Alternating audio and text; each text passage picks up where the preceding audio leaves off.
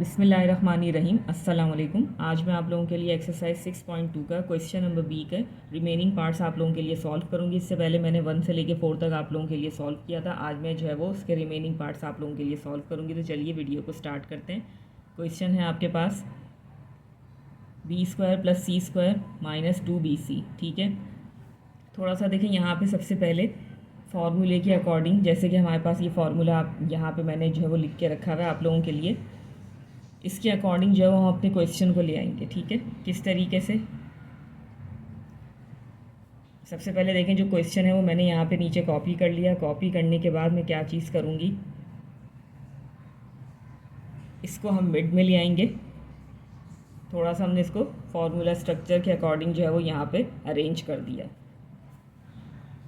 अब देखिए यहाँ पर आपके पास ये 3 टर्म्स हैं। ठीक है, अब ये 3 टर्म्स हैं। अब जो मिड टर्म आपके पास है वो नेगेटिव साइन के साथ है। ठीक है, तो जैसे मैंने आप लोगों को तरीका बताया था इससे पहले भी, अब वहाँ पे अब जो है वो हमने बीच में पॉजिटिव साइन था आपके पास, मिड टर्म का जो साइन था वो पॉजिटिव था, तो हमने जो है वो पॉजिटिव का फार्मूला यूज़ किया था। अब यहाँ पर नेगेटिव साइन है तो हम नेगेटिव का फार्मूला यूज़ करेंगे, बस ये डिफरेंस है इसके अंदर। ठीक है, तो सबसे पहले हम जो है वो यहाँ पे इसका स्ट्रक्चर बना लेंगे। a² - 2ab + b²। ठीक है, a² - 2ab + b², ये हम इसका स्ट्रक्चर हमने यहाँ पे बना लिया।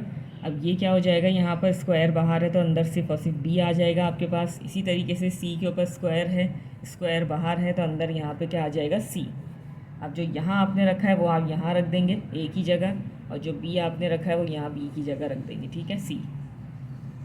तो देखें अगर आप इसको मल्टीप्लाई करेंगे तो अगेन आपके पास आ जाएगा 2bc। ठीक है, आपने चेक भी कर लिया इसको।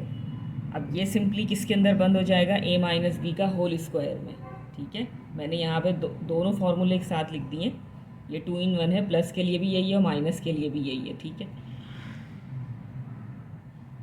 अब देखिए यहाँ पर ये चीज़ क्या हो जाएगी, a - b का होल स्क्वायर। ये आपके पास क्या है, b, एंड b आपके पास क्या है, c, and this is your required answer. ठीक है, कुछ भी नहीं किया, सबसे पहले हमने सवाल को नीचे कॉपी किया। सवाल को कॉपी करने के बाद थोड़ा सा उसको फार्मूले के अकॉर्डिंग मैंने यहाँ पे अरेंज कर दिया। अरेंज करने के बाद जो है वो उसका स्ट्रक्चर बनाया। स्ट्रक्चर बनाने के बाद जो है वो उसको फार्मूले में बंद कर दिया। तो ये सवाल आपका इस तरीके से फैक्टराइज हो गया। नेक्स्ट है आपके पास 6 पार्ट। यहाँ पर आपके पास जो है वो कोफिशेंट्स नहीं थे। 5th पार्ट के अंदर आपके पास जो है वो कोफिशेंट्स नहीं थे। ठीक है, वेरिएबल थे, सिंपली जो है वो आपने यहाँ पे उसको सॉल्व कर लिया। अब देखें ये आपके पास जो है वो यहाँ पर अरेंज है, तो आपको अरेंज करने की ज़रूरत नहीं है। ठीक है, ये ऑलरेडी मिड में आया हुआ है नेगेटिव साइन के साथ टर्म। अब देखिए यहाँ पर आपके पास जो है वो p² के साथ, इस वेरिएबल के साथ जो है वो कोफिशेंट भी है जो कि है 49। तो हम क्या करेंगे, सबसे पहले इसका स्ट्रक्चर बना लेंगे, a² - 2ab + b²। ठीक है, ये स्ट्रक्चर आपने बना लिया। अब ये है 49, तो 49 की जगह मैं क्या रख सकती हूँ यहाँ पे, 7, क्योंकि 7 7 से क्या हो जाएगा, 49। तो 7 हमने यहाँ पे ले लिया, 7 7 से 49, और ये क्या आ जाएगा आपके पास, सिंपल p। ठीक है, इसी तरीके से यहाँ पर आपके पास 1 है, तो यहाँ पर भी क्या आ जाएगा, 1, क्योंकि 1 1 से क्या होता है, 1 ही होता है। ठीक है, अब आपने देखिए यहाँ पर क्या चीज़ करनी है, यहाँ आ जाएगा आपके पास 7p, और यहाँ आ जाएगा आपके पास 1।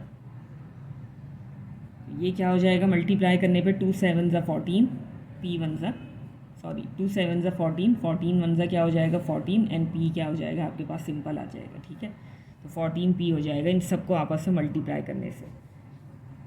अगेन आपने क्या करना है, लास्ट स्टेप, a - b का होल स्क्वायर फॉर्म में इसको बंद करना है। a आपका क्या है, 7p, एंड b आपका क्या है, 1, and this is your required answer.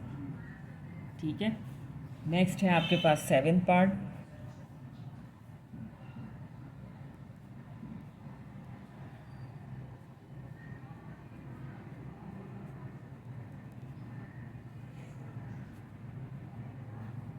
सबसे पहले देखिए सवाल को मैंने नीचे कॉपी कर लिया।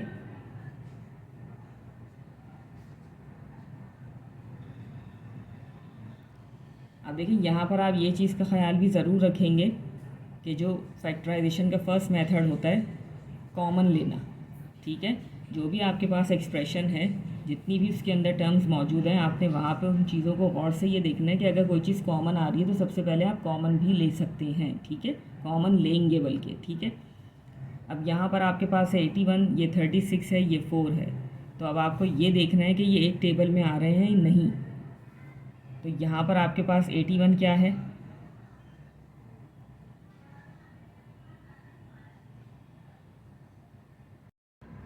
ठीक है, ये हो जाएगा आपके पास 9 9 ज़ा 81, यहाँ आ जाएगा आपके पास 9 4 ज़ा 36 एंड यहाँ पर आपके पास क्या आ जाएगा 2 2 ज़ा 4 कह लें या 4 1 ज़ा 4 कह लें, ठीक है। बट कहने का मकसद ये कि आपके पास यहाँ पर कोई भी ऐसा नंबर नहीं है जो इन तीनों में आ रहा है। अगर यहाँ पर आप 9 को देख रहे हैं, यहाँ पर भी आपके पास 9 आ रहा है, बट यहाँ आपके पास जो फैक्टर है वो 9 नहीं है, ठीक है। अगर 3 के टेबल से भी मैं इसको लूँगी तो 327 से आपके पास 81 आ जाएगा, 312 से आपके पास 36 आ जाएगा, बट यहाँ पर आपके पास 4 है। तो ये जो आपके पास कोफिशेंट्स हैं ये सारे एक टेबल में नहीं आ रहे। इट मीन्स कि आप यहाँ से कोई भी चीज़ कॉमन नहीं ले सकते। तो सिंपल आपने क्या चीज़ करनी है, आप इसका स्ट्रक्चर बना देंगे यहाँ पे a² minus 2ab plus b² करके। अब देखिए यहाँ पर आपके पास आपने इसका स्क्वायर बाहर लगा दिया, तो ये क्या हो जाएगा 9 9 ज़ा 81, 9 आ जाएगा आपके पास, और ये क्या आ जाएगा आपके पास c। इसी तरीके से ये 4 है आपके पास, तो यहाँ आ जाएगा आपके पास 2 2 2 ज़ा 4 एंड d² है, तो सिंपल क्या आ जाएगा आपके पास d।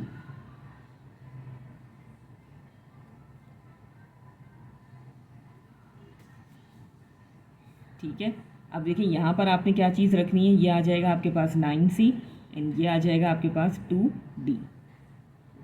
अब आप इन तीनों को आपस में, इन तमाम टर्म्स को जब आप मल्टीप्लाई करेंगे तो आपके पास 36cd आना चाहिए। तो 2 9 ज़ा हो जाएगा आपके पास 18 एंड 18 2 ज़ा क्या हो जाएगा 36c एंड d, ठीक है। इट मीन्स आपने बिल्कुल सही जो है वो यहाँ पे ये नंबर्स लिए हैं, ठीक है।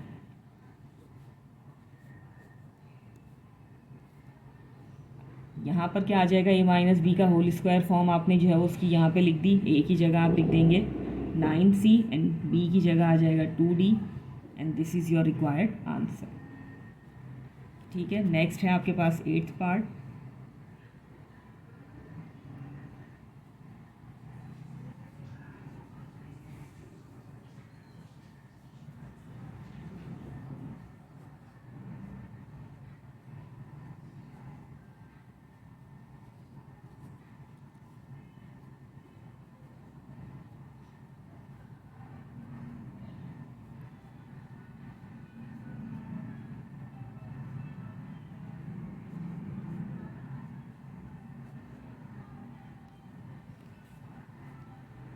अब देखिए यहाँ पर आपके पास जो सबसे पहली चीज़ कॉमन आ रही है वो आपने जो है वो देखना है, ठीक है। यहाँ पर आपके पास ये 3 टर्म्स हैं, तीनों टर्म्स में आपके पास ऐसे कोफिशिएंट्स मौजूद हैं जो एक ही टेबल में आ रहे हैं, ठीक है। वो है आपके पास 9 का टेबल। तो यहाँ पर आपके पास जो सबसे पहले आप कॉमन लेंगे 16 9 हो जाएगा आपके पास, 9 6 ज़ा 54, 9 1 ज़ा 9 10 11 12 13 14, ठीक है। तो जो आप फैक्टर्स यहाँ पे बनाएंगे वो क्या हो जाएंगे 9 16 ज़ा, ठीक है। यहाँ हो जाएगा आपके पास 9 8 ज़ा 72 और ये हो जाएगा आपके पास 9 1 ज़ा 9। तीनों ऐसे नंबर्स हैं आपके पास, या तीनों ऐसे कोफिशिएंट्स हैं जो 9 के टेबल में आ रहे हैं। तो आप सबसे पहले इस तरीके से 9 का टेबल पढ़ के उनके फैक्टर्स बना लेंगे। यहाँ पे देखें मैंने इस तरीके से इसको मल्टीप्लाई करके लिखा। आप सिंपल इस तरीके से भी चेक कर सकते हैं कि 9 के टेबल में 144 कब आ रहा है, तो आपने यहाँ लिख दिया 9 1 ज़ा 9, ठीक है। फिर जो यहाँ से 5 आपके पास बच गए वो आपने यहाँ कैरी कर दिया, ये 54 हो गया, 9 6 ज़ा हो गया आपके पास 54, ठीक है। तो ये करने की भी ज़रूरत नहीं है, आप डायरेक्टली जो है वो यहाँ पे इसके इस तरीके से फैक्टर्स निकाल सकते हैं खुद ही। अब देखें इन तीनों टर्म्स में जो आपके पास कॉमन आ रहा है वो है 9, तो 9 को आप बाहर निकाल लेंगे, ठीक है। और बाकी देखें वेरिएबल के हिसाब से कोई चीज़ कॉमन नहीं आ रही। यहाँ पर x की पावर 4 है, यहाँ पर x की पावर स्क्वायर है, जबकि यहाँ पर x आपके पास नहीं है, ठीक है। कॉमन वही होगा जो तीनों टर्म्स में होगा एक जैसा। अब देखें जैसे ही आपने 9 को कॉमन निकाल लिया, अब यहाँ पर आपके पास जो बच गया वो आप लिख देंगे 16 x की पावर 4 माइनस यहाँ पर बच गया आपके पास 8। अब आप इन नीचे वाले नंबर्स को नहीं देखेंगे, यहाँ आ जाएगा आपके पास 8, ये हो जाएगा x स्क्वायर वाई स्क्वायर, बीच में आ जाएगा प्लस का साइन, एंड यहाँ पर हो जाएगा आपके पास 1, तो 1 आप लिखते नहीं है तो सिंपल आ जाएगा आपके पास वाई स्क्वायर। ठीक है, इस तरीके से।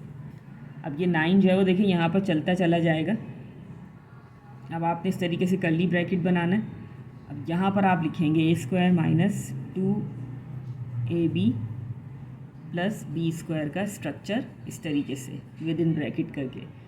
अब यहाँ पर है देखिए आपके पास 16, तो क्या आ जाएगा आपके पास 4, 4 4 ज़ा 16। अब यहाँ पर आपके पास x की पावर 4 है, स्क्वायर ऑलरेडी बाहर है, तो यहाँ पर x के ऊपर क्या आएगा, स्क्वायर आएगा, 2 2 ज़ा 4। ठीक है, इस चीज़ का आपने जो है वो ख्याल करना है। और यहाँ पर आ जाएगा सिंपल आपके पास y, क्योंकि स्क्वायर है, स्क्वायर ऑलरेडी बाहर है।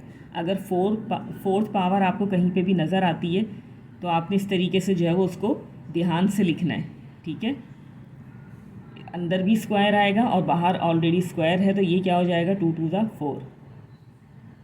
अब a की जगह देखिए यहाँ पर क्या आ जाएगा 4x स्क्वायर, और यहाँ पर आ जाएगा आपके पास सिंपल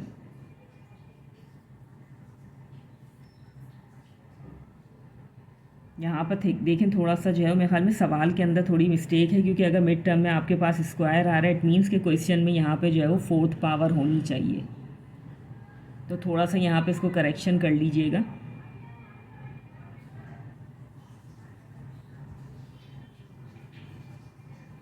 ठीक है, अगर यहाँ पर भी देखें फोर्थ पावर है तो इस तरीके से आपने y के ऊपर स्क्वायर लिखना है और बाहर स्क्वायर है, तो ये क्या हो जाएगा 2 2 ज़ा 4, तब यहाँ पर स्क्वायर आएगा आपके पास। ठीक है, क्योंकि b आपके पास क्या हो जाएगा वाई स्क्वायर, तो ये थोड़ी सी आपके पास जो है वो मिस्टेक है क्वेश्चन में, तो करेक्शन कर लीजिएगा। अब देखिए यहाँ पर आपके पास जो है वो ये पूरा स्ट्रक्चर मैंने बना दिया। अब आप इसे किस तरीके से लिखेंगे, a माइनस बी का होल स्क्वायर करके, तो a आपके पास क्या है 4x स्क्वायर एंड b आपके पास क्या है Y square, and this is your required answer. ठीक है, तो चलिए यहीं पे मैं अपनी वीडियो को एंड करना चाहूँगी, इसी उम्मीद के साथ कि जो भी मैंने आपको एक्सप्लेन किया बहुत अच्छे से आपकी समझ में आ गया होगा। अगर वीडियो अच्छी लगे तो लाइक एंड शेयर ज़रूर कीजिएगा, चैनल पर नए हैं तो चैनल को सब्सक्राइब करना मत भूलिएगा। मिलते हैं फिर आप लोगों से अगली वीडियो में, तब तक के लिए अल्लाह हाफ़िज़।